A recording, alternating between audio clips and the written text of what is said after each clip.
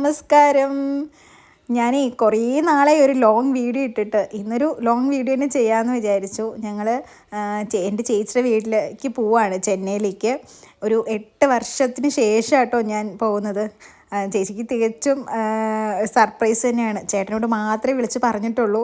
ഞങ്ങളങ്ങനെ റെയിൽവേ സ്റ്റേഷനിലെത്തി, ട്രെയിൻ വന്നു. ഞങ്ങളിതാ ട്രെയിനിലൊക്കെ കയറി ടാറ്റയൊക്കെ പറഞ്ഞ് ട്രെയിനൊക്കെ മൂവ് ചെയ്യാൻ തുടങ്ങി കേട്ടോ. ഫുഡൊന്നും കഴിക്കാതെയാണ് വന്നത്, കാരണം 8 മണിക്കായിരുന്നു ട്രെയിൻ ഉണ്ടായിരുന്നത്.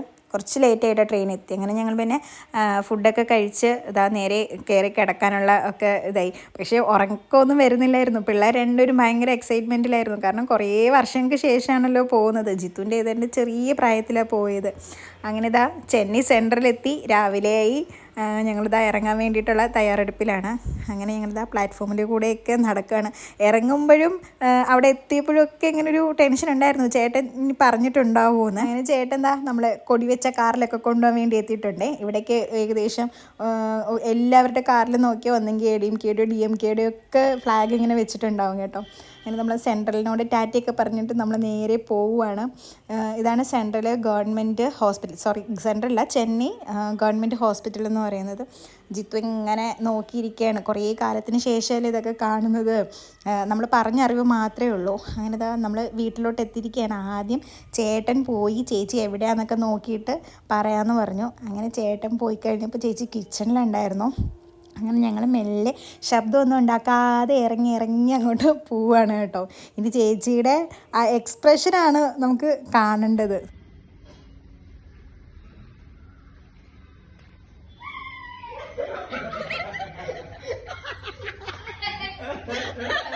ചേച്ചി ഞെട്ടി വായും പൊത്തി നിൽക്കുക, കാരണം തലേ ദിവസം വിളിച്ചിട്ടും കൂടി നമ്മളൊരു ക്ലൂ പോലും കൊടുത്തില്ലായിരുന്നു. അതിന് ചെന്ന ഉടനെ തന്നെ ചേച്ചി നമുക്ക് വേണ്ടിയിട്ട് ഇഡ്ഡലിയും സാമ്പാറും ഒക്കെ ഉണ്ടാക്കുന്നുണ്ടായിരുന്നു. അപ്പോൾ മാവ് പിന്നെ എപ്പോഴും സ്റ്റോക്കായിരിക്കും. അത് കാരണം വേഗം ചേച്ചി ഇഡ്ഡലിയൊക്കെ എടുത്ത് വെച്ചു. അപ്പം ഉഴുന്നുവട ഉണ്ടാക്കാൻ വേണ്ടിയിട്ട് ഉള്ളിയൊക്കെ എൻ്റെ എടുത്ത് തന്നു. ഞാനത് അതൊക്കെ അരിഞ്ഞു കൊടുത്തു. അപ്പോഴേക്കും ചേച്ചി ഉഴുന്നുവടയൊക്കെ ഉണ്ടാക്കിയേ. പിന്നെ ഞങ്ങളിതാ കുളിച്ച് ഫ്രഷായിട്ട് വന്നിരുന്നത് ഇഡ്ഡലിയും സാമ്പാറും വടയും ഒക്കെ കഴിച്ച് കഴിഞ്ഞു. അത് കഴിഞ്ഞ് കുറച്ച് കഴിഞ്ഞപ്പോൾ ചേട്ടൻ പോയി നല്ല കരിമ്പ് ജ്യൂസ് വാങ്ങിച്ചുകൊണ്ട് വന്നു.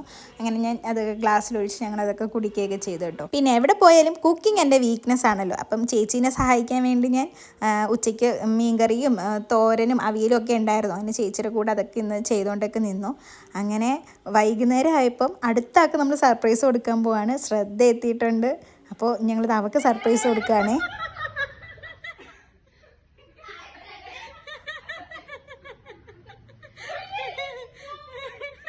ബസ്സിൽ നിന്ന് ചാടി ഇറങ്ങിയപ്പോൾ ഏതോ പാക്കറ്റ് പൊട്ടിക്കാത്ത സാമ്പാറിൽ എന്തോ ചവിട്ടി ഡ്രസ്സൊക്കെ ഫുള്ളാകെ ചെളിയാക്കിയിട്ടാട്ടോ വന്നത്. അങ്ങനെ അതൊക്കെ വാഷ് ചെയ്തതാ പിള്ളേർ ഇന്ന് കളിച്ചുകൊണ്ടൊക്കെ നിൽക്കുകയാണ്. അവർക്ക് എന്ത് ചെയ്യണമെന്ന് തന്നെ അറിയില്ല. അപ്പം വിചാരിച്ചു എന്നാൽ കുറച്ച് നേരം നമുക്കൊന്ന് പുറത്തോട്ടേക്ക് ഒന്ന് നടന്നിട്ട് വരാമെന്ന്.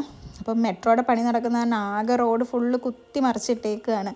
അങ്ങനെ ഞങ്ങളിന്ന് വെറുതെ ഒരു ഫുഡ് കോർട്ടിലൊക്കെ പോയി നടന്നിട്ടൊക്കെ വരാമെന്ന് വിചാരിച്ചു. ഇവിടെ എവിടെ പോയാലും ഇങ്ങനെ അമ്പലങ്ങളൊക്കെ കാണാം കേട്ടോ. അങ്ങനെ അങ്ങനെ ഫുഡ് കോർട്ടിലേക്ക് എത്തി. അവിടെ ചെന്നപ്പം നടന്നതിൻ്റെ ദാഹം തീർക്കാൻ വേണ്ടി ഞങ്ങളൊരു ജ്യൂസൊക്കെ വാങ്ങിച്ച് കുടിച്ചു. അത് കഴിഞ്ഞിട്ട് അവിടുത്തെ സ്പെഷ്യലാണെന്ന് പറഞ്ഞു ശ്രദ്ധ, ചിക്കൻ ചൗമി, ഏകദേശം നമ്മുടെ നൂഡിൽസൊക്കെ പോലെ ഇരിക്കും കേട്ടോ. അങ്ങനെ അതുമൊക്കെ വാങ്ങിച്ച് കഴിച്ചു. സൂപ്പറായിട്ട് ഉണ്ടായിരുന്നു കേട്ടോ. അവിടെ കാണാൻ ഇങ്ങനെ ഒരു ടർഫും പിന്നെ പ്ലേ ഏരിയയും പിന്നെ ഇങ്ങനെ കുറേ ഫുഡ് കോർട്ടൊക്കെ ഉണ്ടായിരുന്നു. നല്ല രസമുണ്ടായിരുന്നു അവിടെ പോയി ഇങ്ങനെ ഇരിക്കാൻ വേണ്ടിയിട്ട്. അങ്ങനെ അവർ ടേസ്റ്റ് ചെയ്യുന്ന സമയത്ത് എന്താ അതിൻ്റെ ടേസ്റ്റ് എന്നറിയാൻ വേണ്ടിയിട്ട് ഞാനും വാങ്ങി കഴിച്ചൊക്കെ നോക്കി. അത്യാവശ്യം കൊള്ളാം. നമ്മുടെ ഒരു ചിക്കൻ നൂഡിൽസൊക്കെ കഴിക്കുന്ന ഒരു പോലെയൊക്കെ ഉണ്ടായിരുന്നു. അങ്ങനെ ഞങ്ങൾ സന്ധ്യയായപ്പോൾ തിരിച്ചു വരികയാണ്. അതാണ്ടോ റോഡ് ഇങ്ങനെ ഫുള്ളും പണി നടക്കുകയാണ്. വീടിൻ്റെ മുമ്പിൽ എത്തിയിട്ടുണ്ട്. ഞങ്ങളിതാ വീട്ടിലോട്ട് കയറാൻ പോവാണ്. ഇനി ഞങ്ങൾ അടുത്ത ആൾക്ക് സർപ്രൈസ് കൊടുക്കാൻ പോണത് സിദ്ധുവിനാണ്, ചേച്ചിയുടെ മോന് ആണ്. ആരടുത്തും പറയാതാണല്ലോ വന്നത്. അപ്പം ചേട്ടൻ ഞങ്ങൾ വന്ന ഉടനെ തന്നെ ചേട്ടൻ ഒരു ബീഫ് ബിരിയാണി എന്തുണ്ടേ വാങ്ങിക്കൊണ്ട് വന്നു. അങ്ങനെ ഞങ്ങളത് ഇന്ന് കഴിച്ചുകൊണ്ടിരിക്കുമ്പോഴാണ് സിദ്ധു വരുന്നത്. എനിക്ക് തോന്നി സിദ്ധുവാണ് തോന്നി, ഞാൻ നോക്കി പോകുന്നുണ്ടോ.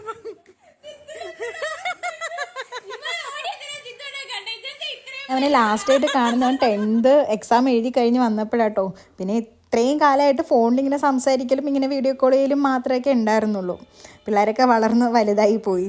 ഞങ്ങളങ്ങനെ ഇരിക്കുമ്പോഴാണ് ചേട്ടൻ്റെ മാമൻ്റെ ഏറ്റവും ഇളയ മകൻ്റെ എൻഗേജ്മെൻറ്റാണ് അടുത്ത മാസം. അപ്പോൾ അത് ക്ഷണിക്കാൻ വേണ്ടി വന്നിട്ടുണ്ടായിരുന്നു. നമ്മുടെ ഇവിടേക്ക് ജസ്റ്റ് ഒരു കാർഡ് വന്നിട്ട് അങ്ങ് പോവില്ലേ, പക്ഷേ ഇവിടെയൊക്കെ ഭയങ്കര വെറൈറ്റി ആട്ടോ. ഇങ്ങനെ ഒരു പ്ലേറ്റിൽ കുറേ ഫ്രൂട്ട്സ്, സ്വീറ്റ്സ്, പൂവ്, അങ്ങനെ കാർഡും ഒക്കെ വെച്ചിട്ടാണ് കൊടുക്കുന്നത്. അങ്ങനെ അതുമൊക്കെ കഴിഞ്ഞ് ഞങ്ങൾ ലാസ്റ്റ് ഫുഡും ഒക്കെ കഴിച്ച് കഴിഞ്ഞ് ഞങ്ങളിത് എല്ലാവരും കൂടി കിടന്നങ്ങോട്ട് ഉറങ്ങാൻ പോവുകയാണ്. വാതിൽ തുറന്നപ്പോഴത്തേന് പിള്ളേരെല്ലാവരും കിടക്കുന്നുണ്ടായിരുന്നു. അതിൻ്റെ ഇടയിൽ ഞാനും കയറി കിടന്ന് ഞങ്ങളിത് ഗുഡ് നൈറ്റ് ഒക്കെ പറഞ്ഞ് കിടന്നുറങ്ങുകയാണ്. അപ്പോൾ ഇന്ന് അത്രയേ ഉള്ളൂ കേട്ടോ. Tata bye bye.